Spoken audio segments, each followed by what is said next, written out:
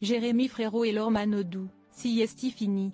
Alors qu'il vient d'officialiser sa rupture avec l'ancienne nageuse olympique, le chanteur coule des jours heureux sous le soleil du Maroc. Sur les réseaux, il affiche avec fierté son énorme tatouage dans le dos. Il est loin le temps où Jérémy Frérot et Laure Manodou vivaient un parfait amour. Après 6 ans de mariage, le couple a décidé de rompre, laissant derrière eux 2 petits garçons, Lou, né en 2017, et Sacha, en 2021. Dans son dernier titre intitulé Adieu, Jérémy Frérot raconte sans filtre la fin de son histoire d'amour avec l'ancienne championne olympique.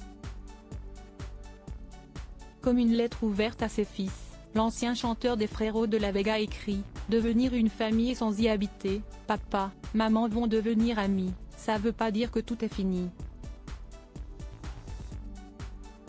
Des mots doux, tendres et réconfortants pour rassurer ses enfants. Si la fin de son mariage a été annoncée il y a seulement quelques jours, Jérémy Frérot semble déjà avoir tiré un trait dessus.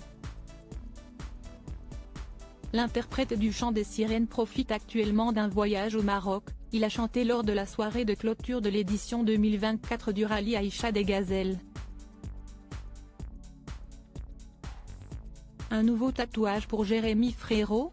Dimanche 29 avril 2024, dans une publication Instagram, Jérémy Frérot a partagé une série de photos de lui au bord d'une piscine, ainsi que des vidéos, dont une prise dans l'avion. Sur ses clichés dénudés, il affiche publiquement un gigantesque tatouage dorsal datant d'il y a moins d'1 an, allant des omoplates jusqu'au bas du dos. Pour l'heure, l'artiste n'a pas encore dévoilé sa signification.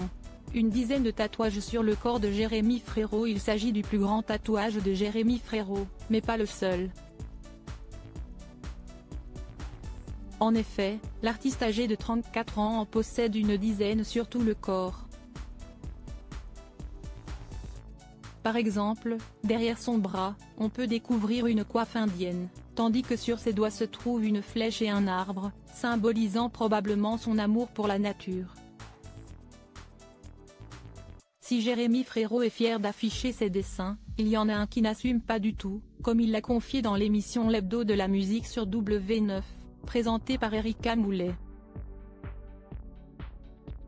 Il s'agit d'un sablier à l'intérieur de son poignet, symbolisant la longue attente de son métier d'artiste.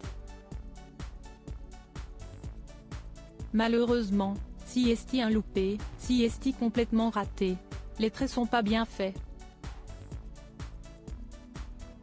À la limite, on dirait que j'ai été en boîte et qu'on m'a tamponné.